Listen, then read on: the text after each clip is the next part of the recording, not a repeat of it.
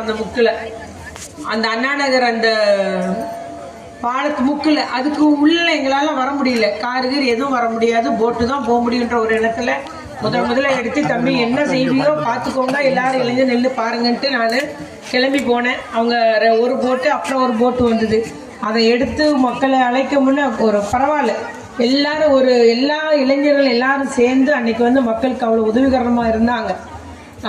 அதே போல நாங்களும் நம்முடைய முதலமைச்சர் அவர்களும் உயர் அதிகாரிகள் அனுப்பிவிட்டு அன்னைக்கு வேகமாக தண்ணியை வெளியேற்றுவதற்கு நம்முடைய முதலமைச்சர் அவர்கள் உதவி செஞ்சாங்க. இந்த வருஷம் இறைவன் புண்ணியத்தில்னு சொல்லலாம், இறைவன் அருளால கடவுள் புண்ணியத்தில் பொங்கல் விழா கொண்டாட நமக்கு கிருபை கிடைச்சிருக்குது.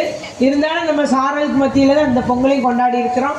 அத்தனை பேருக்கும் இந்த பொங்கல் திருநாள் வாழ்த்துக்களை கூறிக்கொள்ள விரும்புகிறேன். உங்கள் அத்தனை பேருடைய வாழ்க்கையிலே நல்ல ஒரு செழுமையும் வளர்ச்சியும் இந்த பொங்கல் திருநாள் ஏற்படுத்தப்படும் வாழ்த்தாக கூற விரும்புகிறேன். நாம் நம்மிடையே எந்த ஒரு பேதம் வேண்டாம், ஜாதி மத பேதமின்றி நாம் எல்லாம் தமிழர்களாக ஒன்றிணைவோம். அதைத்தான் நம்முடைய முதலமைச்சர் அவர்கள் தமிழ்நாடு வளர்ச்சியடைய வேண்டும், தமிழ் மொழி வளர்ச்சியடைய வேண்டும், தமிழ் மொழியை நாம் பெருமை தேடித்தர வேண்டும், அது செயல்படுத்தி வருகிறார்கள்.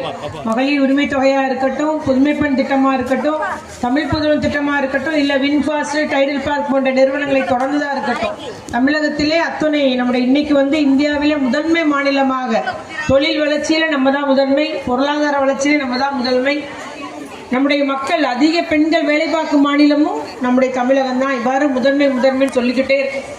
அந்த அளவுக்கு முதலமைச்சர் அவர்கள் நம்முடைய தமிழ்நாட்டை முன்னேற்றுவதற்காக பணியாற்றி வருகிறார்கள். இருந்த போதிலும் எதிர்கட்சிகள் யாரா பாராட்டுவாங்களா, பாராட்ட மனசு வராது, எதையாவது ஒரு குறையை கண்டுபிடிச்சி குறைய சொல்லிக்கிட்டே இருக்காங்க. ஆனா நம்முடைய முதலமைச்சர்கள் அதையெல்லாம் பொருட்படுத்துறதே இல்லை. நான் தொடர்ச்சியாக எவ்வளோ வேலை செய்ய முடியுமோ அவ்வளோ வேலை செய்வன் செய்கிறாரு.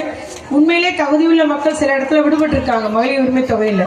அதையும் நான் வந்து விரைவில் அதற்கு ஒரு தேதி அறிவித்து தருவேன்னு சொல்லியிருக்கிறாரு.